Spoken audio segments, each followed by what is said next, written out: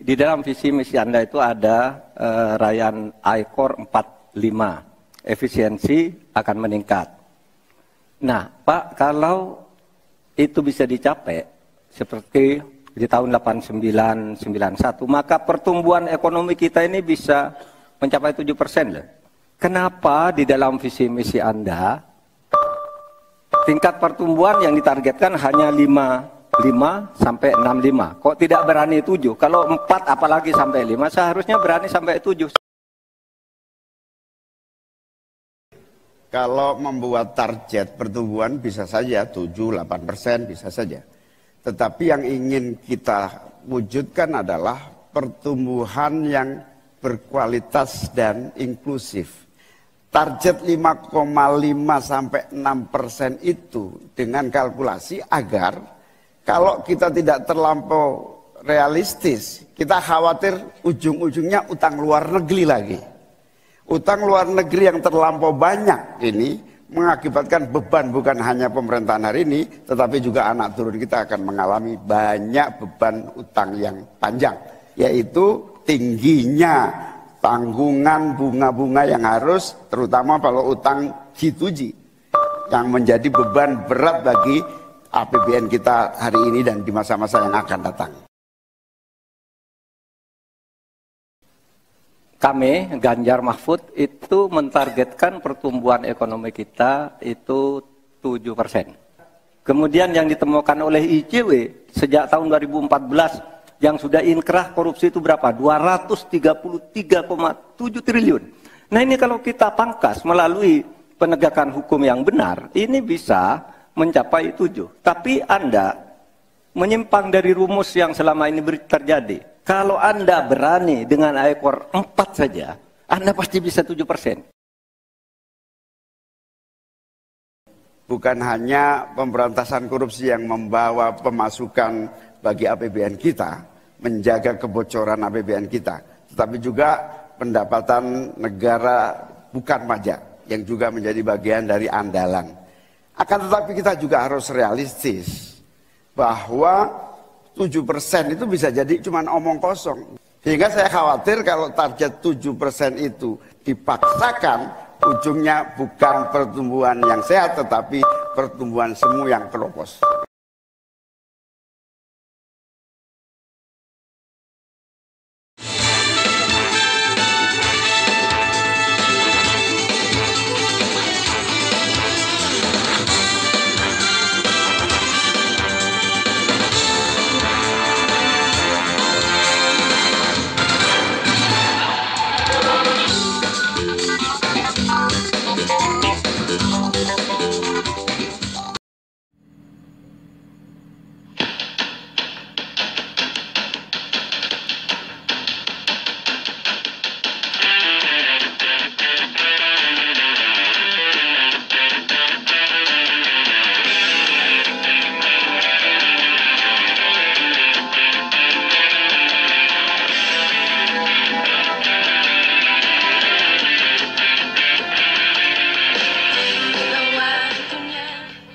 Kita lanjutkan.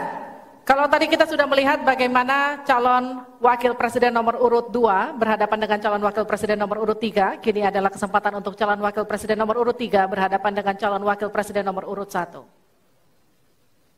Silakan Pak, waktu Anda. Bertanya 1 menit. Kami persilakan Pak Mahfud. Baik, Bapak Cawapres Pak Muhaimin, saya melihat ya di dalam visi misi Anda itu ada rayaan I-Core 45, efisiensi akan meningkat. Nah, Pak, kalau itu bisa dicapai seperti di tahun 89-91, maka pertumbuhan ekonomi kita ini bisa mencapai 7% loh. Kalau 4 saja, Anda punya visi targetnya itu I-Core-nya 4 sampai 5. Padahal pertumbuhan dengan 4 saja itu bisa 7% pertumbuhan ekonomi nasional. Sehingga dengan demikian saya kok jadi ingin tahu kenapa di dalam visi misi Anda tingkat pertumbuhan yang ditargetkan hanya 5 sampai 65. Kok tidak berani 7? Kalau 4 apalagi sampai 5, seharusnya berani sampai 7, selesai. Silakan, waktu Anda 2 menit. Terima kasih. Kalau membuat target pertumbuhan bisa saja 7-8% bisa saja. Tetapi yang ingin kita wujudkan adalah pertumbuhan yang berkualitas dan inklusif.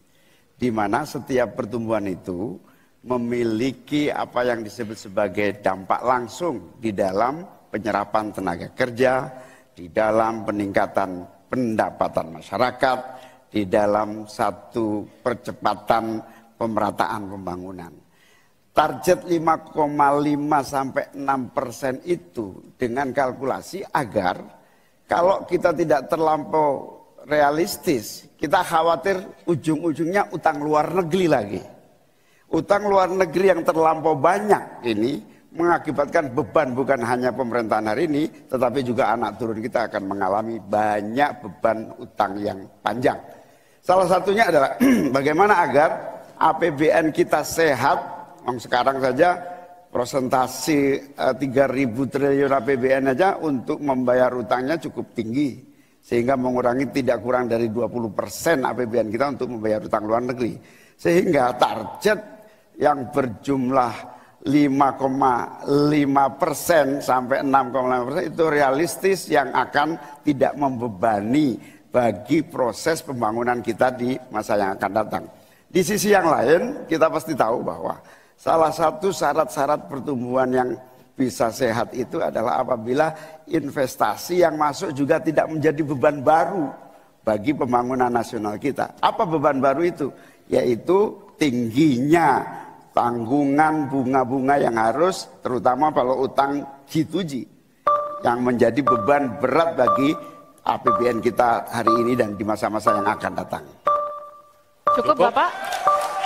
Baik, selanjutnya dipersilakan untuk Pak Mahfud MD untuk kembali menanggapi, waktunya 1 menit, silakan Bapak. Ya begini Pak, kami Ganjar Mahfud itu mentargetkan pertumbuhan ekonomi kita itu 7%. Itu hitung-hitungannya mudah. Tadi saya sudah sebut di pertama.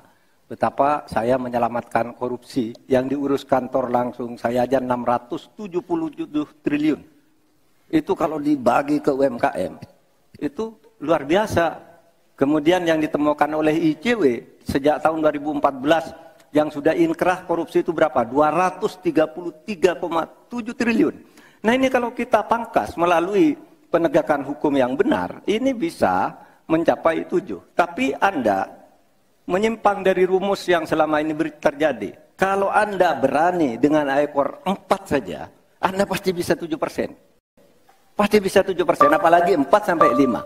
Nah ini Anda menargetkan segini, tapi pertumbuhan ekonominya cuma 5,6. Secara matematis agar kurang cepat. Selesai. Silakan ditanggapi.